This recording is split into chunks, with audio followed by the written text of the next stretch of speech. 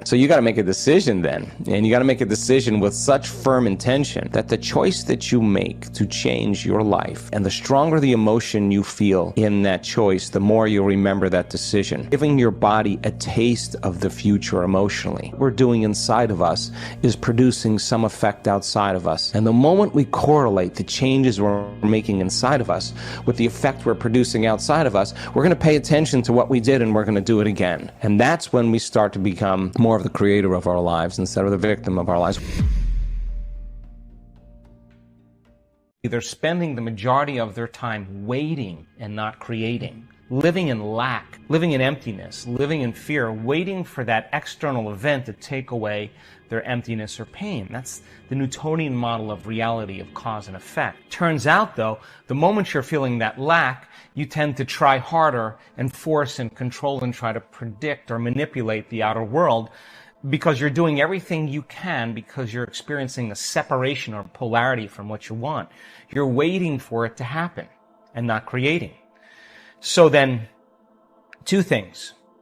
When you combine a clear intention with an elevated emotion, a heart-centered emotion, not the emotions of survival that are anger and hostility and aggression and competition or hatred or envy or jealousy or insecurity or fear or anxiety or pain or suffering or guilt or shame. Those are derived from the hormones of stress.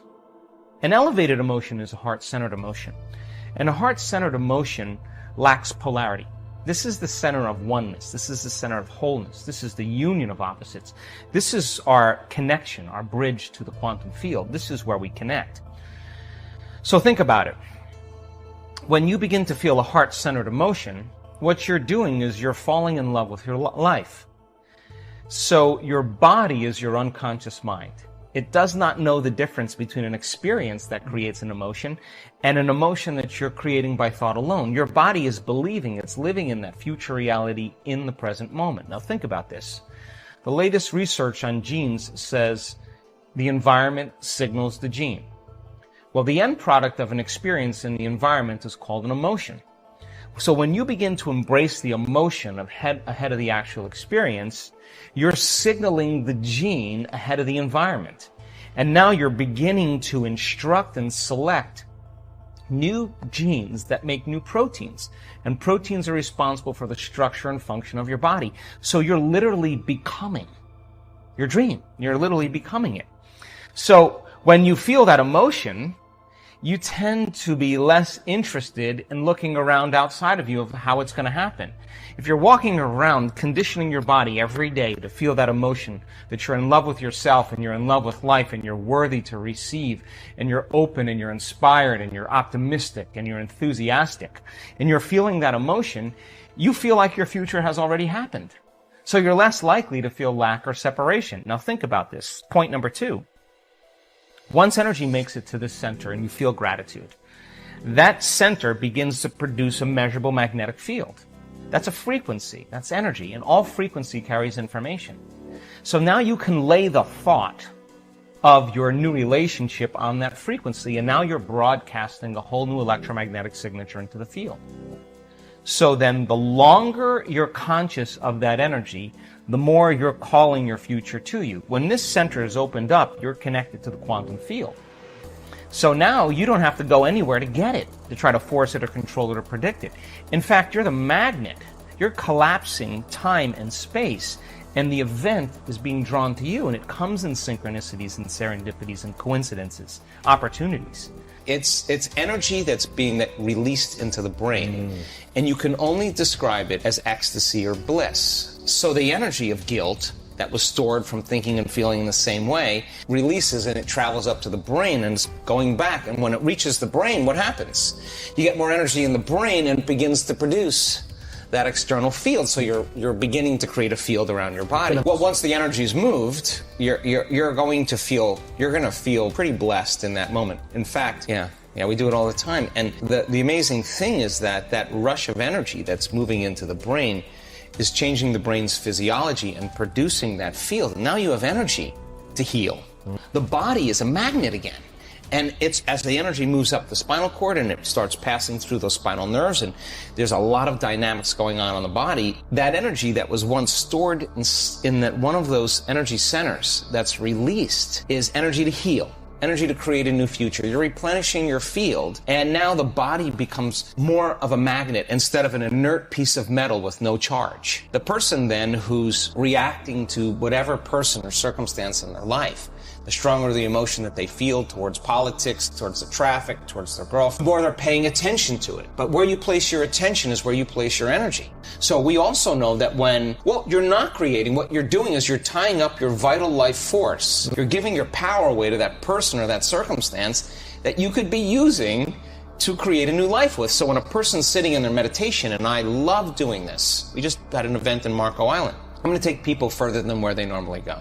I know they're going to go, oh, well, I'm done with my meditation. No, you're not done.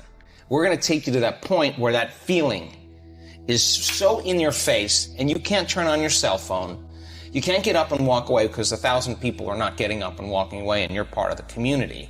You're sitting in the fire and you have one of two choices. You can let that brain run on programs and hardwired patterns, and the arousal will drive your brain further out of balance, or you'll practice the formula.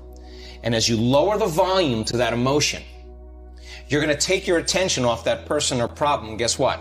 Here comes energy back to you. You're taking your power back. And now you're building your field that way. And when that happens, energy starts to move up into the heart. Once it makes it to the heart, it's going to the brain. So we start seeing people there. Their hearts naturally open up. And all the things they thought they wanted when they came to the event, they no longer want, because they feel like they have it. Because they feel like they got the feeling before the experience. So that they feel so whole that they no longer want. And they're not looking for their future anymore. You only look for it when you feel lack. When your body's conditioned emotionally into the future, why would you look for it when it feels like it's already happened? Now this is where it gets weird. Because now things start coming to you and you're no longer in need. And when it comes to you, go, oh, here. Take it, I don't want it. Events that come into your life would not only be just a reflection of a relationship with someone that you wanted to be intimate with, you would have meaningful, loving relationship that would enhance that feeling. And when it didn't, you would say, ooh, you know what? I don't know. I don't know if this is right for me. You would trust that because you worked really hard to nurture this, to protect it, to grow it, trust it again, to open up, right? It takes a lot to do this, but we see, let's open that heart.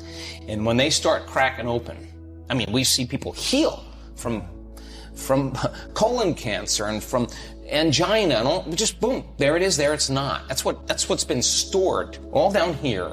Once they open this up and it moves, the body is transforming in that moment. It's the system is informing itself. Information is being restored back into the body. So when you get to that point where you're in lack and separation, time gets really crazy because you want stuff to happen faster and it feels like it's taking forever. That's because you're in separation. When you're in love and you're in connected, you don't want the moment to end. I mean, to be so caught up in the moment that they've forgotten. We made a new memory. We had a great experience. And life then is about experiencing it. In love. Like, I'm not going to be guilty of what I'm eating or judge what I'm eating if I've cooked a great meal. Let's eat. Because the guilt is worse than whatever it is you think is bad for you.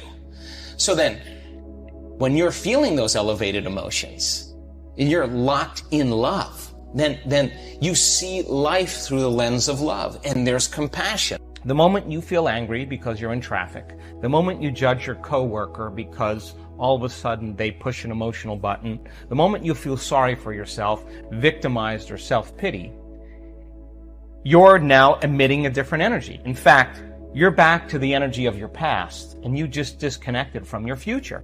So then people's dreams stay at arm's length from them. So people ask me all the time, well, how come my new relationship hasn't happened? And I tell them the same thing. Take out a piece of paper and write down everything you want in a new relationship and then become that person. Because the question fundamentally is, would you go out with you? So if the answer is you're starting to love yourself so much that you no longer need another person, or you're no longer in lack, then you magnetize an equal. It just happens as a side effect. And it doesn't happen in ways that you can predict. It happens in different ways. So, the emotions of gratitude, appreciation, thankfulness, a love for life, a joy for existence, worthy to receive, inspired and enthusiastic to be alive, looking forward and in excitement and anticipation to the unknown, staying in that energy without analyzing. That's the energy that allows the unknown to begin to occur. So what you're doing is you're teaching your body emotionally what that future feels like. And when you're in a state of gratitude, you're in the perfect state to receive the fruits of your effort.